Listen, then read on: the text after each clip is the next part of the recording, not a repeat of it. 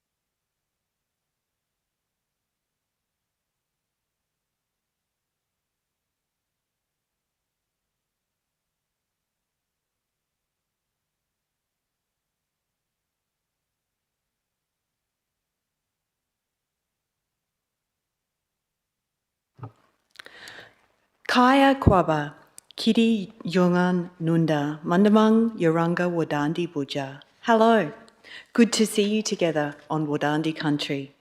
Nagala Kachi, Wadandi Yungan, Yali, the traditional owner, Wadandi Buja. We acknowledge Wadandi people, the country traditional owners and Wadandi country. I declare this meeting open at 5:31 p.m. Councillors and members of the public, please note that this meeting will be live streamed and recorded. Shire President Jean Rice will be attending remotely for tonight's meeting. Item 2, attendance. 2.1, apologies. We have apologies from Councillor Winter, Mr Matt Cuthbert, Manager of Regulatory Services, and Mr Ian McLeod, Manager of Legal and Governance. 2.2, we have approved leave from Councillor Joe Forte. Item 3, disclosures of interest. Are there any items that councillors need to declare interest in? No? Thank you. We move on to item 4, public questions. Responses,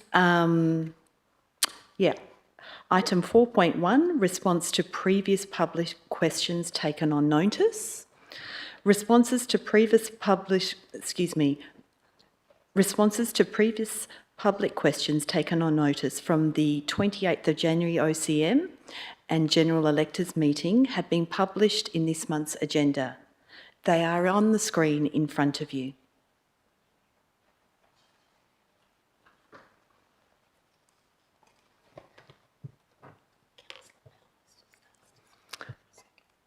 Councillor Bell? Thank you. I'd just like to declare an impartiality interest for item 11.3.1.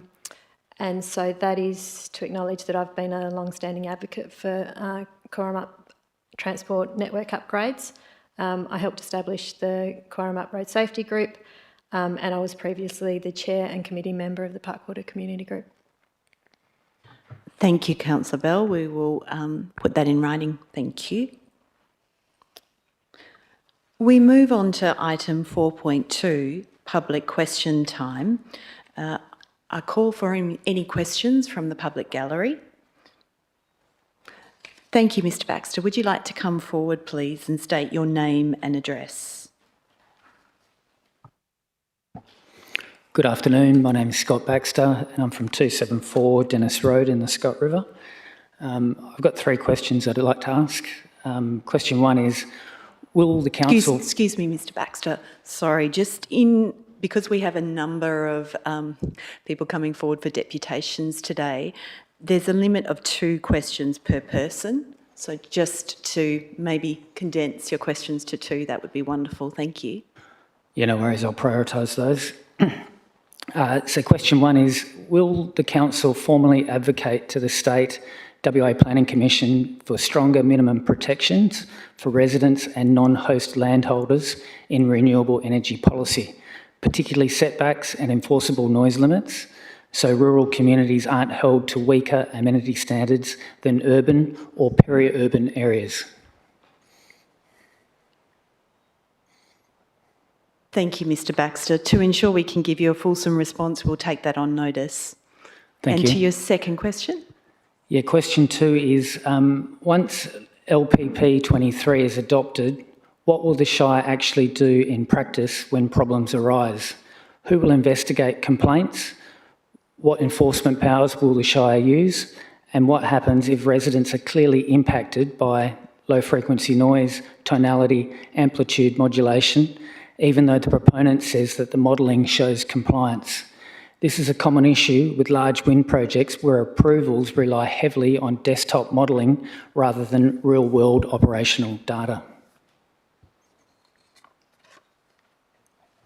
Thank you, Mr Baxter. That's an extensive question that we want to ensure we answer correctly, and we will take that one on notice too. Thank you.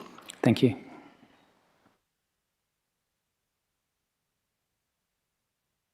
We now move on to item 5, application for leave of absence. My apologies. Thank you. Sorry. Please come forward and state your name and address. Emma Pinnock, 29 Turner Street, Augusta. For the councillors, I ask that today that you agree with the officer recommendation for not progress with the amendment to local planning strategy 2036 in regards to the Kadadup expansion. I think that at the moment there's been so much land chopped up, and I agree to wait for the census. Thank you, Ms Pennick. Do you have a question you would like to ask? I'll ask if the Shire could. Is that too much of a statement? Asking you if you could not vote for it. Thank you, Ms Pennick. Are there any other questions from the gallery? Oh, you've got another one? Sorry, yeah. Yeah, no, thank you. If a host or neighbouring landholder signs a private agreement with a proponent, will council require that no part of that agreement can be relied on to justify impacts shifting onto other non-signing neighbours? In other words, what policy safeguard ensures one person's agreement doesn't reduce protections or increase impacts for the next neighbour along? Thank you, Ms Pennick. We will take that on notice too to ensure a proper response. Now, are there any other questions? Thank you.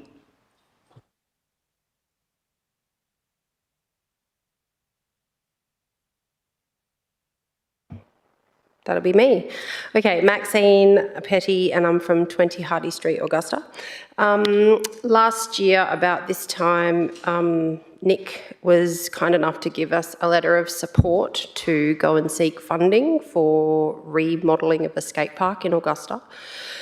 Due to life and getting in the way, that's kind of fallen by the wayside. Would we be able to get a renewal of that letter for moving forward for the year in advance as I start my grant processes? Of course, and happy to chat to you offline to see what else we can support. Fabulous, thank you very much. Thank you very much. Are there any other questions from the gallery? No. Thank you very much. We will move on to item 5, applications for leave of absence. No? Thank you.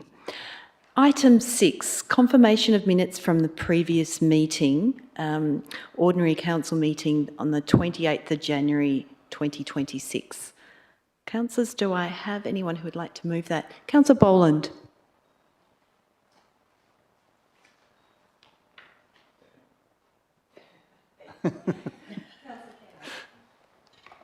Yes, I'm happy to move those minutes. There's one administrative change to acknowledge that a member of the press was present at the last meeting. Very important that they are here. And so that's the only thing I've noted, and I mentioned that to the admin, and they'll just make that administrative change. Thank you, Councillor Boland. Councillor Keno? No, thank you. Councillors, can we please put that to the vote? All those in favour? Thank you. That was passed unanimously. Thank you. And we move on to item 7, deputations. Now, this evening we have a number of people giving deputations, so we need to ensure that everyone adheres to the allocated 5 minutes. Unfortunately, if you can't keep to 5 minutes, we will have to terminate you just to ensure we can hear from everyone. So, our CEO will be keeping time. Mr. Larry Guys and Stuart Thompson, would you like to come forward, please?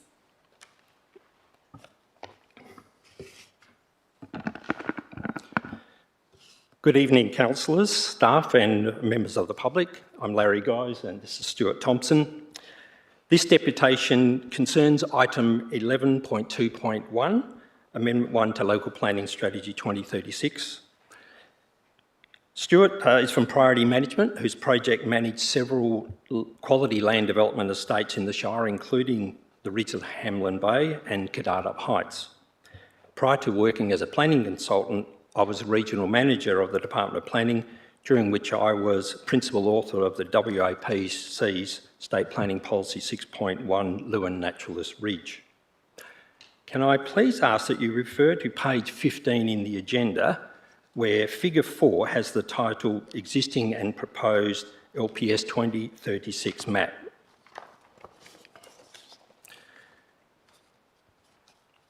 The summary at the front of the officer's agenda report describes Amendment 1 as proposing expansion of the Kadarup settlement, but it omits to clarify that Amendment 1 does not propose any additional lot yield or population increase above that already approved in SPP 6.1 and the local planning strategy. To be clear, in Figure 4, Amendment 1 proposes the same lot yield and population in both maps, existing and proposed. Because of a defined sewage-sensitive area under the Government Sewerage Policy 2019, the lot yield in the KU3 precinct in Figure 4 was effectively reduced from 144 lots to 50 lots, resulting in a shortfall of 94 lots. Council supported the rezoning of KU3 and subdivision of the 50 lots, now known as Blackwood River Heights. Amendment 1 proposes to reallocate or shift the 94 lot shortfall from KU3 to new precincts KU4 and KU5.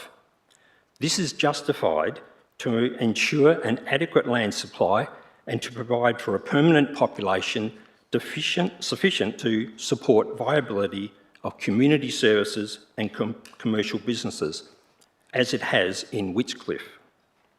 Without this, Kadarup risks becoming a dormitory where residents need to travel to Augusta for basic everyday needs.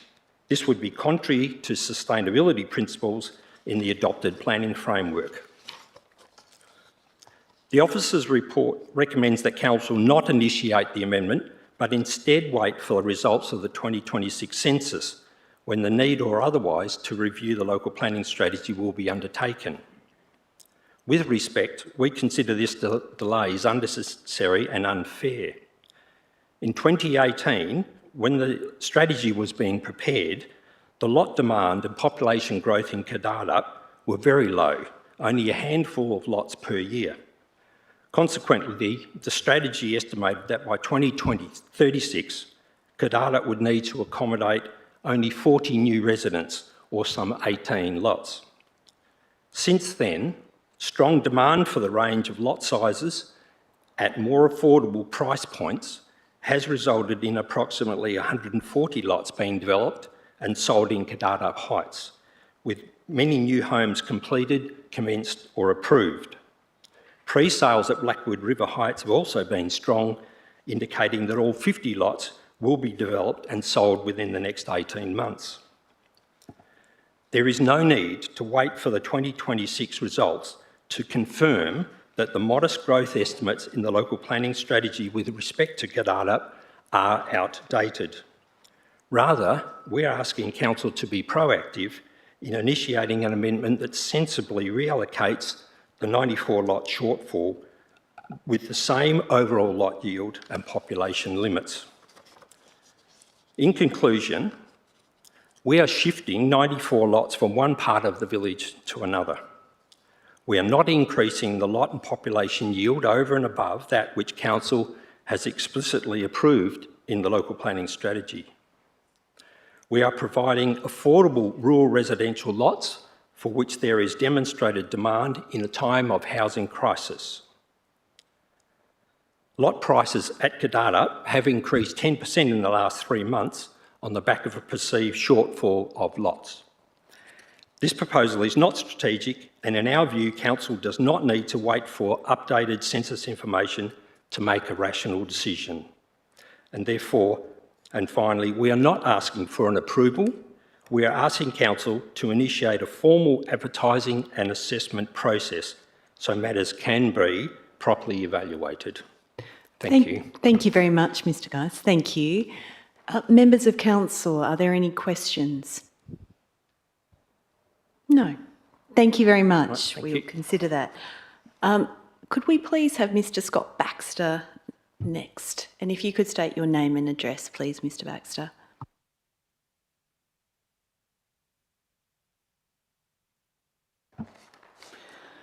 Good evening, Deputy President, Councillors, CEO. My name's Scott Baxter and I'm from 274 Dennis Road in the Scott River.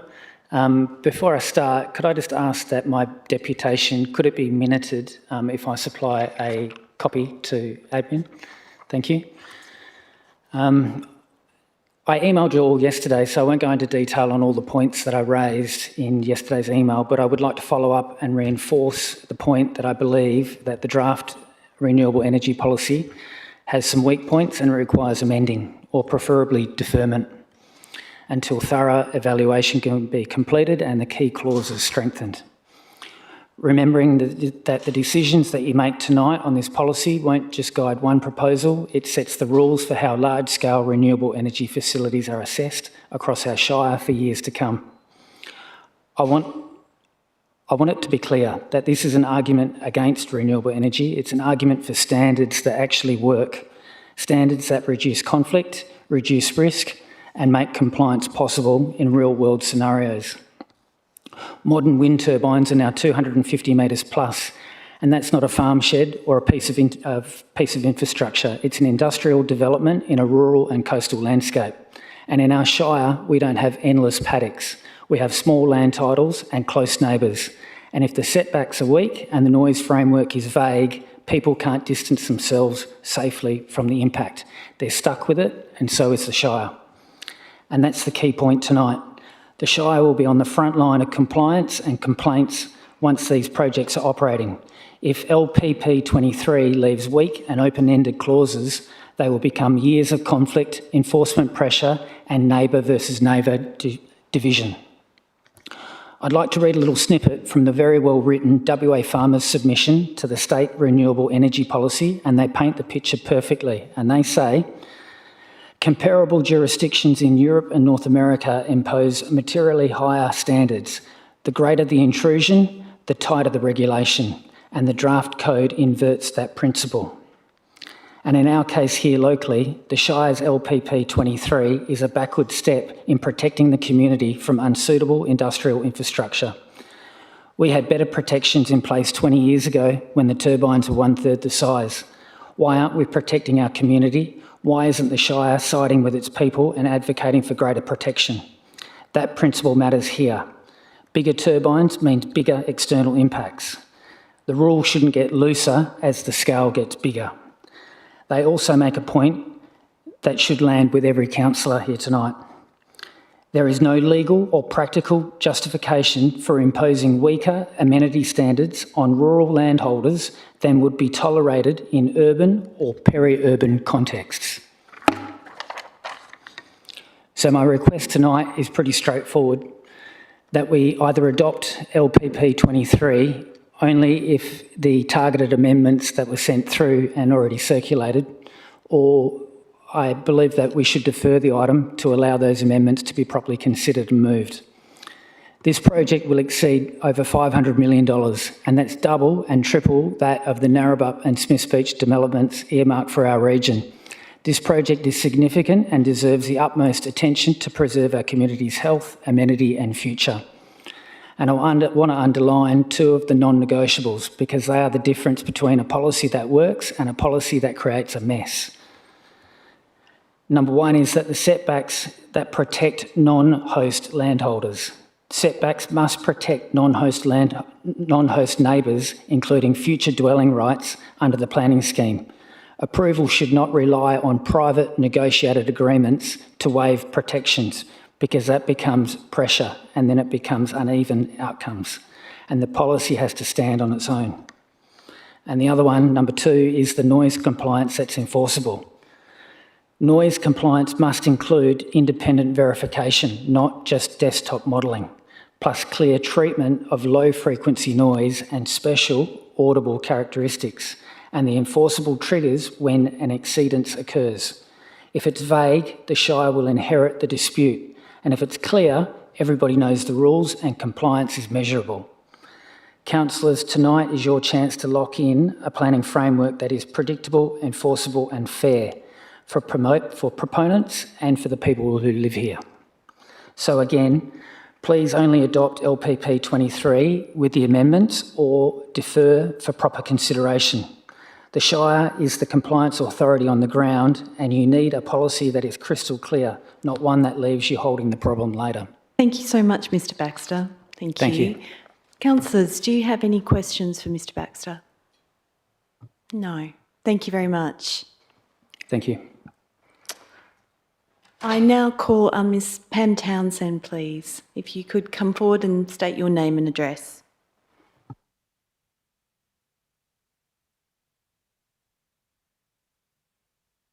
Yep, it's on. Hi, Pam Townsend, 12 Elvis Street, Margaret River. Good evening, councillors and CEO and staff members. Thanks for allowing me to give this deputation. Firstly, I wish to thank the Council and the Shire for their hard work on drafting this renewable energy local planning policy, recommended for adoption this evening. The community concerns noted during the consultation phase are interesting and highlight the double bind that all renewable energy projects are caught up in. Renewable energy is needed. This is just a quick reminder because I have seen a lot of comments in our Shire that feels like people who don't think that climate change is happening. Renewable energy is needed quickly and worldwide to address the biggest environmental issue that humans have faced since the beginning of the Holocene, about 11,700 years ago. This is the rising of average global temperatures, particularly since the 1970s. Global temperature records began about 1880. That's when we had enough data from around the world to call it global. And it shows a distinct warming trend. This round of warming is at a predicted rate over the next century of around 20 times faster than previous warming incidents in Earth's history. Sure, the Earth has warmed before, but never at this rate. And it's the speed of change that is what scientists are concerned about. We now understand that the level of greenhouse gases in our atmosphere is mostly causing the warming of our globe. So sensibly, we are looking at ways to slow down and eventually stop the emission of these greenhouse gases. So we need to develop these alternatives, and technology and engineering are moving quickly into wind, solar, hydro, geothermal, ocean and bioenergy from waste. It's all being developed and brought to market around the world.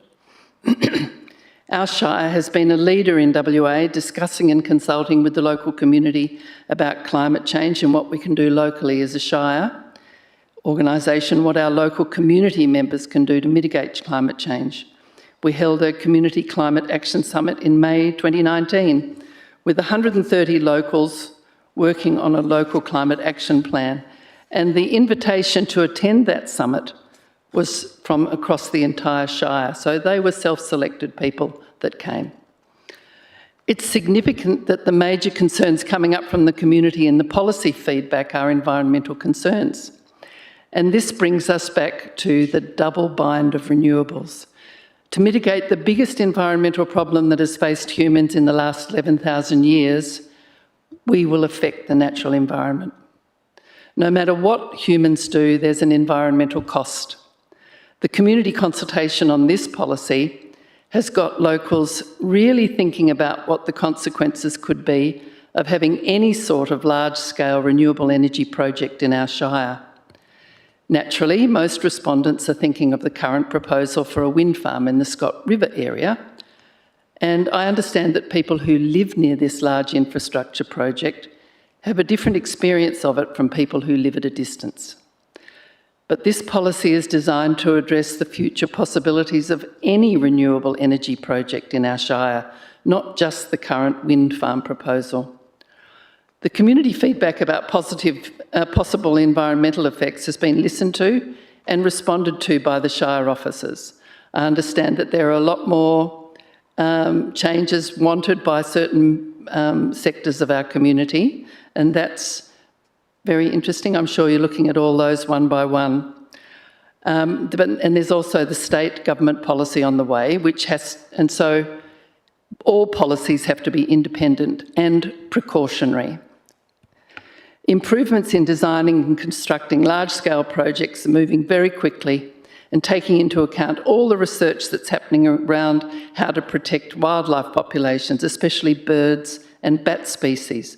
This is vitally important. We all want our local wildlife to survive and thrive.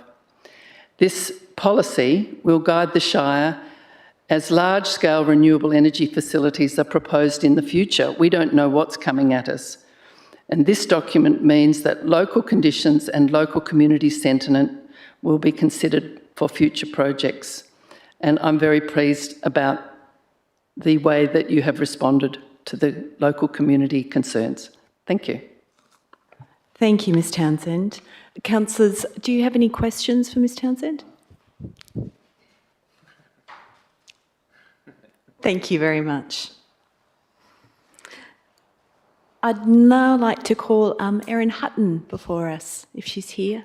Or do we have someone else who'd like to stand in her stead? Thank you, Mr Murray, if you would like to state your name and address. Yes, I am proxy for Erin, so would you like my address or her address? Mine, 57 Gardner Road, Quarramup.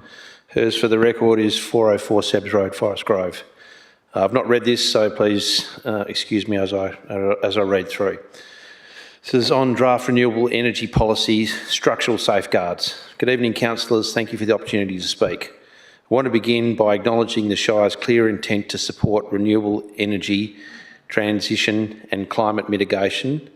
I challenge how informed the intent is. What is being challenged is the structural balance of the draft renewable energy policy. Renewable energy is infrastructure. Agriculture is foundational land use. If that hierarchy is not explicitly codified, it becomes discretionary in practice. And discretionary protection is not protection. Across multiple Shire strategy documents, climate mitigation is positioned prominently. With that strategic emphasis intersects with with land use planning. It creates a real risk that renewable energy development becomes structurally primary over agricultural viability. That must be corrected within this policy. The current draft relies heavily on discretionary language, i.e. encourage, consider and support. There are no mandatory agricultural impact triggers. There are no cumulative displacement thresholds. There are no enforceable, refusable criteria tied to priority agriculture primacy. If agricultural land in LPS2 is generally intended to be priority agriculture, then renewable energy development must be explicitly subordinate to that designation. Without that clause, priority agriculture becomes symbolic. I'm also raising a specific and serious concern regarding groundwater and aquifer protection. The Southwest relies on sensitive aquifer systems, renewable energy projects involving deep footings on pylons, trenching, substations, battery storage, large-scale earthworks. They have the potential to alter groundwater movement and aquifer integrity. The draft policy does not mandate 12-month baseline hydrological studies, continuous aquifer monitoring, real-time logging, public reporting, trigger thresholds requiring cessation of works. Without those environmental protections is aspirational rather than enforceable. Monitoring must not be occasional. It must be continuous for the life of the project. Data must be public, trigger thresholds must be defined, and rectification must occur at the proponent's cost. That basic risk management. I also raise the issue of cumulative agriculture displacement. Multiple projects within a 20-kilometre radius can fragment viable farming clusters. Agriculture does not collapse overnight. It erodes incrementally. The policy must require cumulative modelling, regional modelling, and establish refusal thresholds where productive land loss exceeds defined limits. Otherwise, approvals will be made individually while long-term viability quietly declines. Enforcement is another critical gap. If compliance reports, groundwater data, decommissioning bonds and audit findings are not publicly accessible, community trust will erode. Conditions without transparency create tension. Conditions without enforcement capacity creates false security, and amendments proposed seek to insert an agricultural primary clause, mandatory agricultural impact assessment, cumulative displacement triggers, continuous groundwater monitoring requirements, public transparency provisions, enforceable bond and suspension mechanisms. This is not an anti-renewable energy. This is a pro-clarity, structural clarity. It's pro-agriculture continuity. It's pro-groundwater protection and it's pro-public trust. Climate mitigation must integrate into... Sorry, I should have glasses on, I think. Thank you, Mr Murray. You've done a great job there. Climate mitigation must... Sorry, I've got about 3 sentences to go. Am I on time? We've run out of time, unfortunately. Thank you very much for coming forward and reading that. Councillors, do you have any questions for Mr Murray? No. Thank you, Mr Murray. I'd now like to call forward Jessica Worrell. Thank you.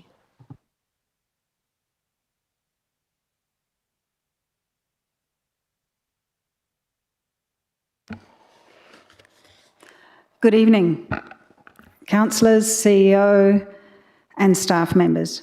My name is Jessica Worrell. I'm a resident of the Shire of Augusta Margaret River with a farm in Rosa Glen, 21 Bessel Road. And in a previous professional life, I was an electrical engineer.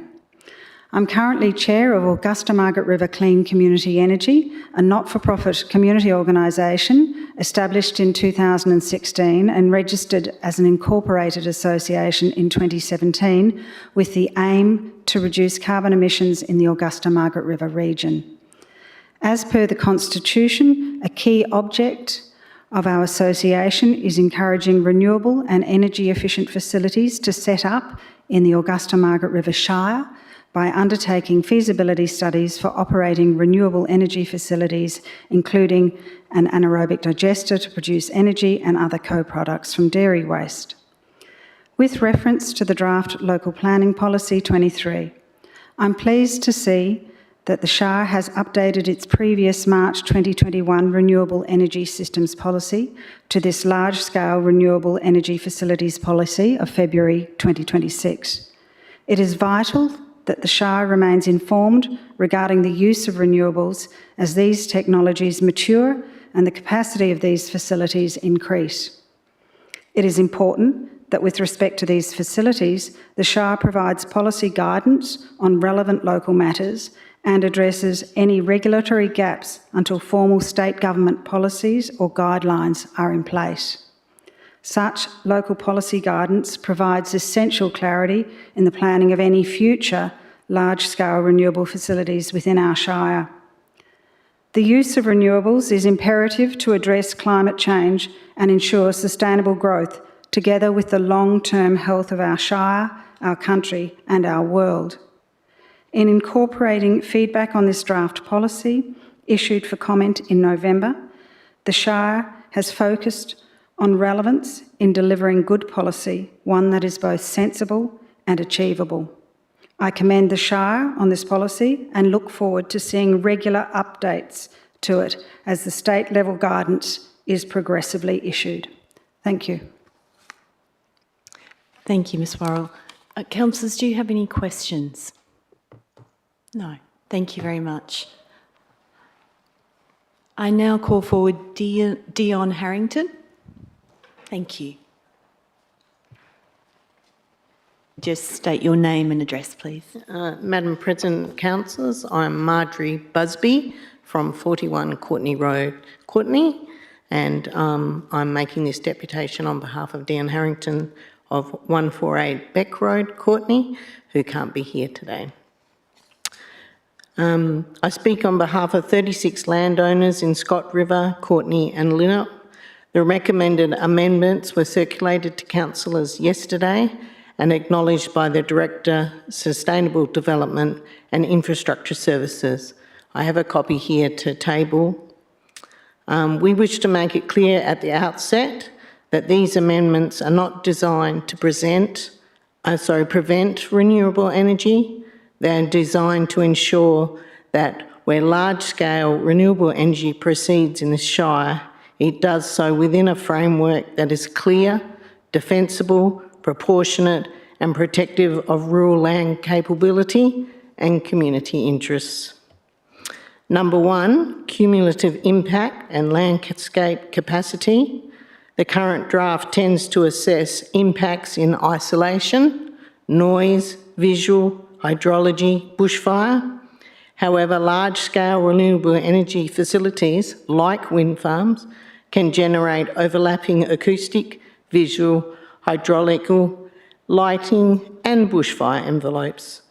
The proposed cumulative impact clause requires council to be satisfied that the landscape has capacity to absorb cumulative spatial impacts before approval is contemplated. This is increasingly standard in contemporary renewable energy policies. It strengthens decision, defensibility, and ensures incremental industrialisation does not occur by default. Number two, environmental sensitivity and high risk assessment. Where known high-risk acid sulphate soils coincide with groundwater-dependent ecosystems, techs or waterways, disturbances carries elevated and potential irreversible risk. The amendment does not prohibit development. It requires avoidance in those overlapping circumstances unless clearly demonstrated otherwise through site-specific geotechnical and hydrogeological assessment. That simply gives the effect to precautionary intent embedded in the LPP 23 and aligns with the state ASS guidance for high-risk landscapes. Number three, land use compatibility. The current 1.1 times turbine height setback is based on mechanical failure considerations. Mechanical safety is not the same as land use compatibility. Best practice policy now distinguishes between safety clearances and compatibility buffers that protect day-to-day amenity and neighbouring development potential. The amendments clarify that mechanically safety alone is not sufficient to demonstrate compatibility. They also ensure that setbacks and modelling protect both existing dwellings and reasonably foreseeable future dwelling envelopes on non-host lots. This avoids unintentionally sterilising rural development rights. It may also support bushfire risk management should turbine hubs be an ignition source of a bushfire. Number four, reverse amenity and development rights. The amendments strengthen the principle that industrial-scale renewable facilities are not automatically compatible in general and priority agricultural zones. They require applicants to demonstrate that neighbouring lawful uses, including dwellings, tourism diversification and agricultural operations, are not materially constrained. They also clarify that private negotiated agreements do not override public planning standards. This ensures that the planning compatibility is assessed transparently and consistently.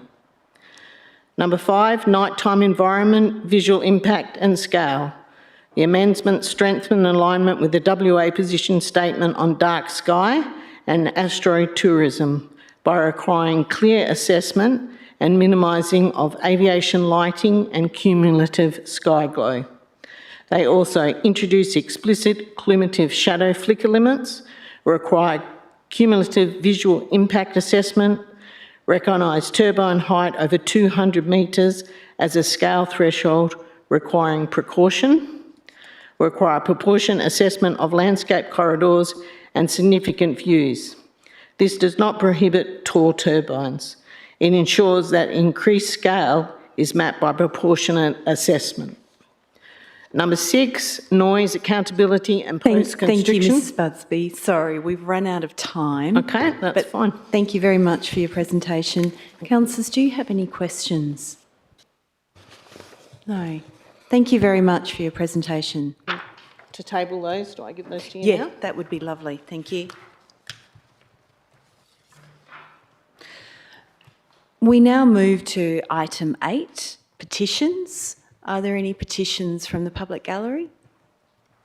No. Thank you. We then move to item 9, announcements from the presiding member.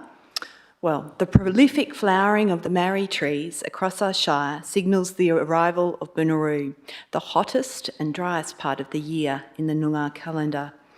It was a pleasure to attend the Undalup Bunuroo Festival over the weekend, a wonderful family-friendly celebration of Wadandi culture. It was fabulous to see our community gathering together to learn, connect and deepen our connection, understanding the world's oldest continuing culture. Events like this strengthen our shared respect for Wadandi Budja and remind us of the importance of cultural connection and community. On a sad note, I would also like to acknowledge the passing of a much-loved member of our community, Sue Gaunt. Sue was the founder of the Margaret River Montessori School and an exceptional educator for more than 30 years. She gave so much to this community's young people and their families, and her legacy will continue to shape generations to come. On behalf of the Shire, we extend our heartfelt condolences to Sue's family and loved ones. Finally, we are proud to support Just Home's Connection Week, which shines a spotlight on homelessness in our community. From the 3rd to the 6th of March, the Augusta Margaret River community will come together for this bold and proactive initiative designed to better understand and respond to homelessness across our region. A dedicated community hub will provide essential services and support to those in need. I encourage everyone to head to the Shire's website to find out more and consider how you might like to be involved. Thank you. Now we move on to item 10, questions from which due notice has been given, and there are none before us. Therefore, we move on to item 11.2.1, reports of committees and officer reports. We have before us amendment to local planning strategy. Councillors, do I have anyone who would like to put something on the table? Councillor Boland. Move the officer recommendation as written. Thank you. Councillors, do I have a seconder? Thank you, Councillor Dath. Councillor Boland, would you like to talk to this? Yes, I'm supportive of the officer recommendation. We've got a full report about the issues here. It's the first time I've come across an amendment to a local planning strategy. We often get to, occasionally, have amendments to local planning schemes, but this is quite a different application, which is seeking to amend a much higher level document. So our recommendation, the agenda item does have some guidelines that the WAPC have set out for when you would take this unusual path. The agenda item says that it doesn't appear that any of the circumstances that the WAPC put in their guidelines are established here, and so it would not be compelling us to make a change to the strategy. We did hear from the applicants about reasons why there might be a change, particularly around making land available for extra housing, but our agenda item does also cover that, saying it's well understood that the Shire's population continues to grow at a pace It's also noted in the short to medium term, the land available for subdivision and development in Kadadup could be fully implemented, but projections contained within the Shire's local planning strategy show, however, that there is ample land available across the Shire to provide for demand until at least 2036 and most likely well beyond. So this highlights the benefit of the Shire maintaining an orderly approach to local planning strategy amendments, which should be undertaken at regular and planned intervals and with a view to land availability across the Shire and not just one location. So the second part of our recommendation deals with this land could be considered further in 2027 following the release of the 2026 census data. So we are covering whether this might be considered in the future, but it doesn't seem appropriate to be considering it at this stage with an amendment to our strategy. Thank you. Thank you, Councillor Boland. Councillor Dath? Yeah, I'd just like to agree with the points made by Councillor Boland, and just as it was written in the report, that, yeah, with all the points that he's made, that these kind of changes need to be done in a holistic view.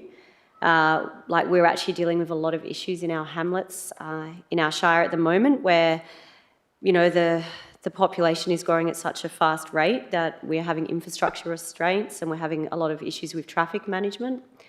And look at moving this development onto the other side of the highway as well is you know, we're creating those issues without considering it holistically. So, yeah, I agree with the Shire officer's recommendations with this. And also, one last little point is that, you know, we do have to prioritise our agricultural land, and this is another 90 hectares of agricultural land that we need to think about as well when we're, you know, changing the zoning. So, yeah, thank you. Councillor Bell? Yeah, I also support the officer recommendation and the comments just made. I think that the proposal would set a precedent for ad hoc amendments to the local planning strategy in the future.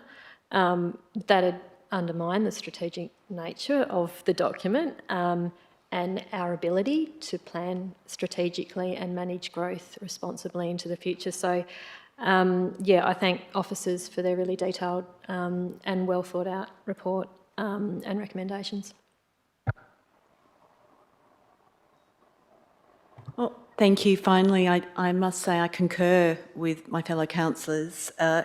This is a significant decision, and over my time on council, I've seen that ad hoc decisions can result in unintended consequences. It's vital that as a council we make decisions that are very well informed and ensure the best long-term outcomes for our community and our environment. We do not want to leave any legacy planning issues for future generations. So I heartily support and commend this to my fellow councillors. Can we please put this to the vote? All those in favour? Thank you. That was passed unanimously. Thank you. We now move on to item 11.2.2, the Renewable Energy Local Planning Policy.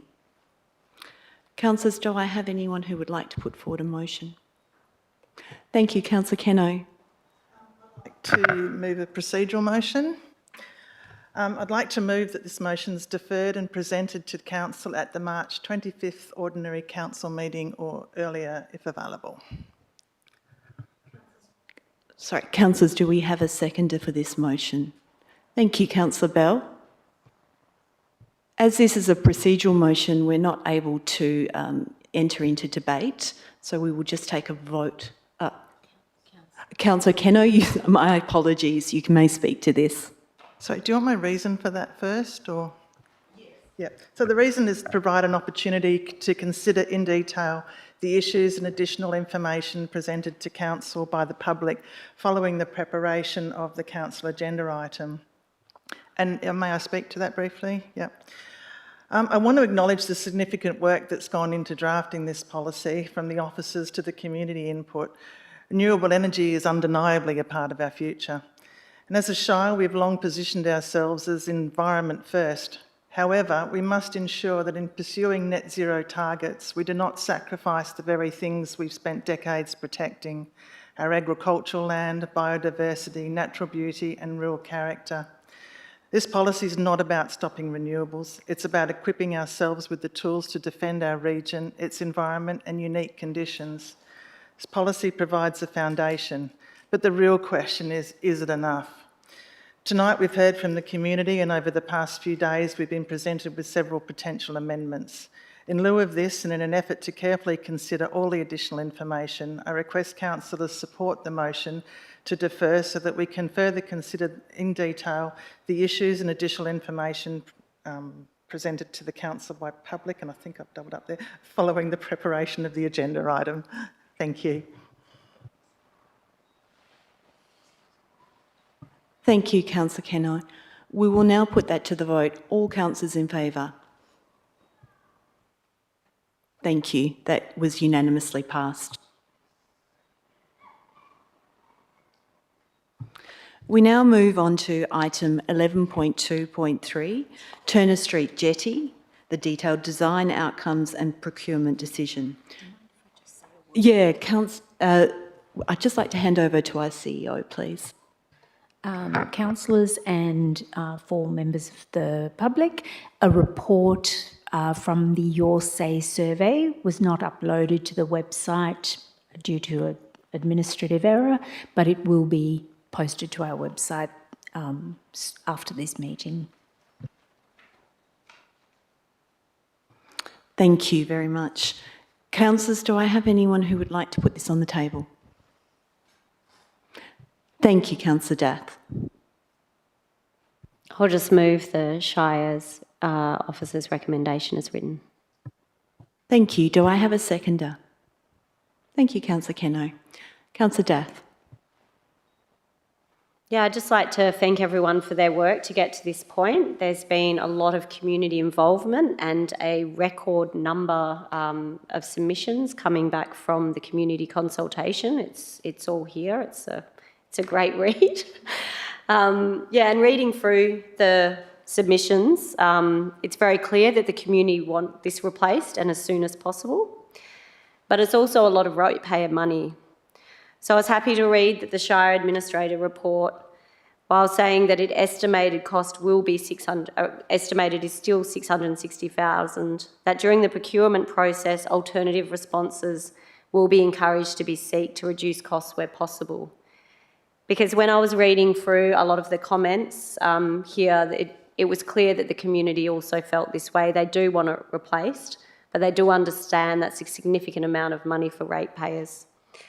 So I look forward to seeing this process going ahead and seeing what tenders coming back. And yeah, I hope this process is quick and easy and we can get it back as soon as possible and keep it moving forward. Thank you. Thank you, Councillor Dath. Councillor Kenno. Do I have any other councillors who would like to speak to this motion? No.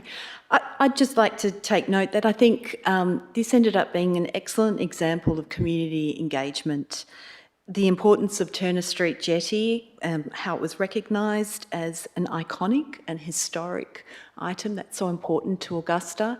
And I really want to thank the involvement of the community, because I think we recognise that we have a limited budget and we have to prioritise, and the community got involved in that prioritisation and was happy to defer, I guess, the Turner Street foreshore wall and put this as a priority. So, yeah, I commend this to my fellow councillors.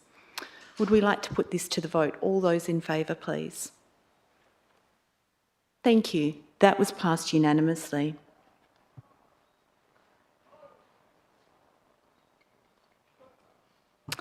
We now move to item 11.3.1, the outcomes of the general electors meeting. Do I have a councillor who would like to put this on the table? Thank you, Councillor Kenno. Do I have a seconder? Thank you, Councillor Dath. Councillor Kenno. Yeah, I support the officer's recommendation here. I love the electors' meetings. I think each year brings something different and some new perspectives, and it's really good to have an opportunity to hear from the community, and not necessarily on topics that are hot at the time always, but different things that concern them. So yeah, no, I'm very happy to receive this, and yeah, so I support the officer's recommendation.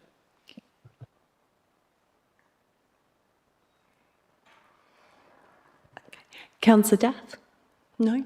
Do I have another councillor who would like to speak to this? Councillor Bell? I would like to move an amendment to the motion.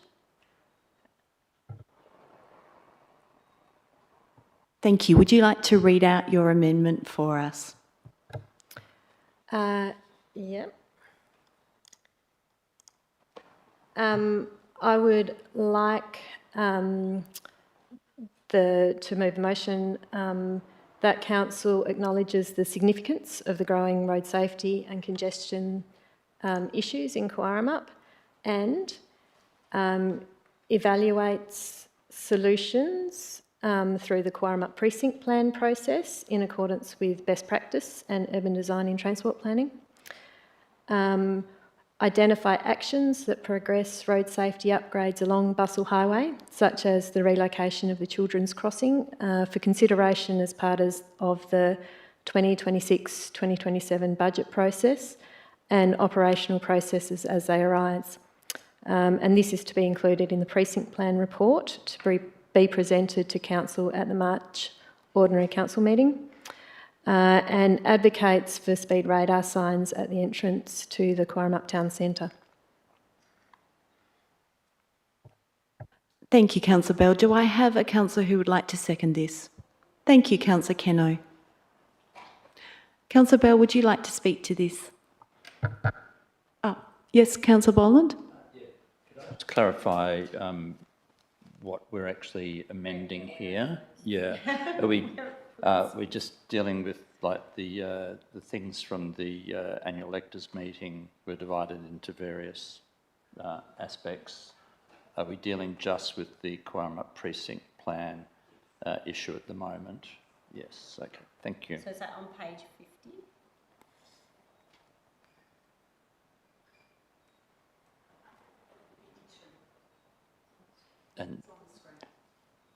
And I suppose the other thing is that it's deleting the words that are there now and replacing them with Councillor Bell's motion. Thank you. Councillor Bell, the floor is yours. Thank you. This motion responds to the urgency of road safety issues in Coiramup and the timelines associated with the finalisation of the precinct plan. As a councillor, our role is to represent the people of our community. I've lost count of the number of times when people have said, unfortunately, nothing will change until someone dies. Every time we hear the sirens, we think maybe that's actually happened. We, as councillors, represent the elderly people and the people with mobility issues who can't cross our main street. We represent families who drive their kids 1 or 2 k's to school because it's not safe to ride. We represent the visitors who walk out in front of vehicles regularly, entirely naive to the risks. As a parent in Coiramup, I feel the sickening worry every time my son is late home from footy training, knowing that he has to cross the highway a long time after the traffic warden has knocked off. I've seen my daughter nearly hit by vehicles on multiple occasions on her way to school. This is the reality of parenting in Coiramup. For 10 years, I've watched road safety deteriorate and congestion increase. This impacts the entire Shire because the Coiramup main street is the gateway to the Shire and the main transport route for the Margaret River region. Since joining council, I've become acutely aware of the Shire's resourcing constraints. I've also seen a wide range of projects with lower risk profiles and higher and lower impact prioritised over Coiramup. I think it's fantastic that the Shire has started to work collaboratively with the community. However, the Quaramap Integrated Transport Strategy was prepared nearly 2 years ago, and we still have no certainty for when critical safety upgrades will be implemented. I've also seen how quickly and effectively our Shire can respond to major issues as they emerge. I request that we deal with road safety as a matter of urgency before someone actually dies. Let's be more proactive and make this a good news story. Thank you, Councillor Bell. Councillor Keno? No? Are there any other councillors who would like to speak to this amendment? Can I just ask a question, please? Yes. Jean Rice? Yes, sorry, thank you. Just perhaps a question for the Director in regards to the second point of that amendment. So identifying actions that progress road safety upgrades along bus or highways. So those items specifically will be the ones that are presented in the report in March, not the other aspects of the precinct plan. Is that correct? Through the Chair, the intent is to present the precinct plan to Council at the March Ordinary Council meeting, so it would include all the initiatives that are within the precinct plan. Obviously there's a preference for some of them to be further considered by Council through the budget process. Yep, okay, thank you. Thank you, Shire President. Are there any other statements from any other councillors? Yes, Councillor Boland. Yes, I'm supportive of the amendment. I think it acknowledges the significance of this issue. We had residents from Quaramap here at the annual electors meeting suggesting we do things along these lines, and I think it's a credit that we are acknowledging that and then going further than what was in our agenda today. We've given this further consideration, and there are definitely some things that we could look to, and we've had a briefing today on the precinct plan, and that generated considerable discussion and many aspects that we can look closely at to try and deal with what is a very significant issue for our community. Quaramap is growing apace, and there is almost always now when you travel through Quaramap, real traffic issues, and it's becoming a real bottleneck, and we need to be seen to be doing something about it and doing something about it, and this is part of that. Thank you. Thank you. I commend this amendment. I particularly appreciate prioritising the relocation of the children's crossing. I think that's vital, and that's something that will really ensure the safety of Quaramap's children and our community at large.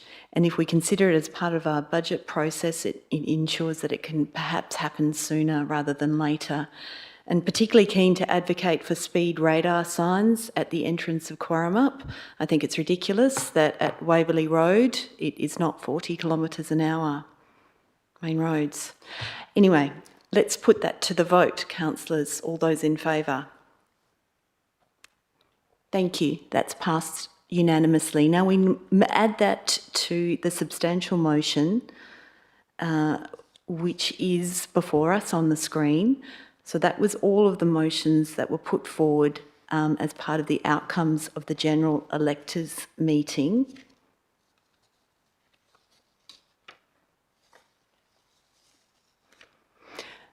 Councillors, would anyone like to speak to, anyone further like to speak to any of these motions? No? Thank you. We would like to then put this to the vote. All those in favour? Thank you. That was passed unanimously.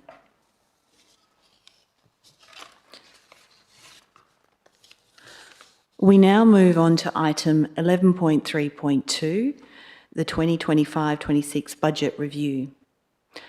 Councillors, do I have anyone who would like to put forward a motion?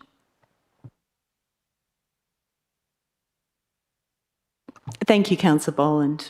Move the officer recommendation as written. Thank you. Thank you. Do I have a seconder? Councillor Bell. Councillor Boland? Okay, thank you.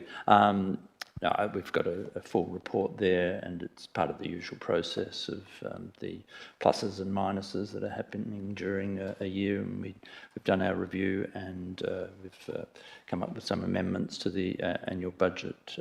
Probably nothing terribly notable. There are a number of things in there, but we're tracking pretty well as far as our budget is concerned for this financial year. Thank you. Councillor Bell? No. Are there any other councillors who would like to speak to this motion? No. Thank you. I do just want to acknowledge that we have spent several hours looking at the budget and analysing, I guess, our revenue and our expenditure and ensuring that we are in a balanced position. So thank you to the staff for guiding us through that process. Let's put this motion to the vote. All those in favour? Thank you. That was passed unanimously.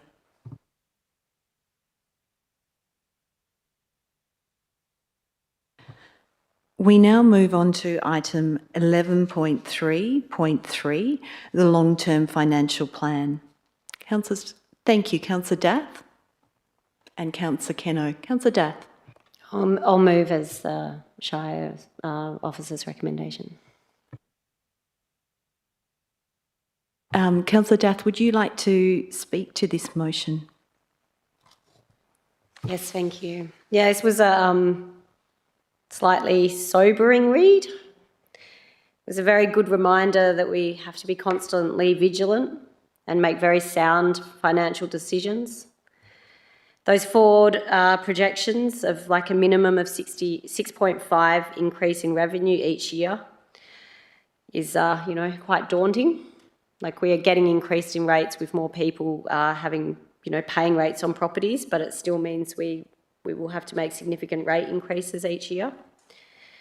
And this doesn't include any incidentals. So like on the agenda today, things like the jetty, we have to either cover that by increasing rates, or we have to lose something somewhere else. So in this case, we are having to put off other capital works projects to be able to afford it. So yeah, it's something that is our job as council, to make sure that we're very vigilant and we don't make ad hoc decisions with the budget, and we stay on course. So yeah, I commend Mel Stevens, Director Mel Stevens, for all her work on this document. I'm sure it took many, many hours, and thank you.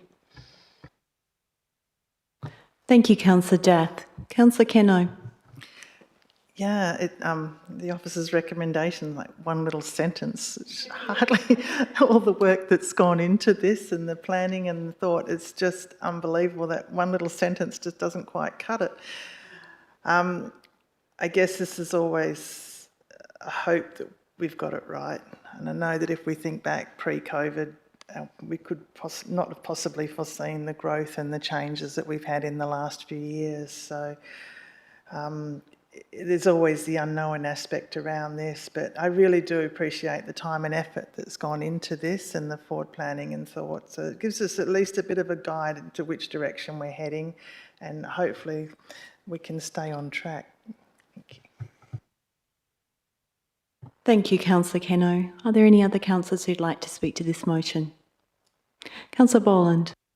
Just briefly, yes, it is a very significant document that we're passing, and acknowledge what Councillor Keno was just saying, that just one sentence covers an enormous amount of work, enormous amount of planning, a large amount of money. Just wanted to clarify that there seems to have been a bit of press around that our rate revenue increasing at 6.5% is being equated to rate increases at 6.5%. They are not the same thing. So just so that is clear to the community that they're not the same thing, and we are not looking at rate increases of 6.5% per annum. So just hopefully that's clear, because that is always a headline. What is the rate increase per annum? So they are different things. I hope the community appreciates that, and it's well reported that that is the case. Thank you. Thank you, Councillor Boland. Are there any other statements from councillors? No. Well, thank you. I concur with my fellow councillors. This is an excellent document, and it ensures the Shire's long-term capacity to deliver on our strategic community plan and ensure effective governance. And I guess it really demonstrates our ageing assets and the shrinking buckets of money out there, and I suppose it does demonstrate the importance of the Advocacy Committee in ensuring that we do get the revenue we need to support our community. So yes, I commend this and thank our officers for their hard work. Could we please put that to the vote? All those in favour? Thank you. That was passed unanimously. I now move on to item 11.3.4, list of payments for January 2026. Do I have a councillor who would like to move this item? Thank you, Councillor Keno.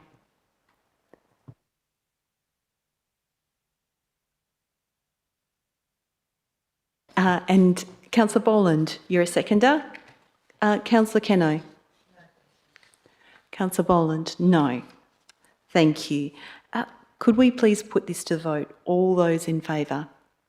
Thank you. That was passed unanimously. We now move on to item 11.3.5, the financial activity statement for December 2025. Do I have a councillor who could put that on the table? Thank you, Councillor Keno. You're working hard tonight. Thank you, Councillor Boland. Councillor Keno.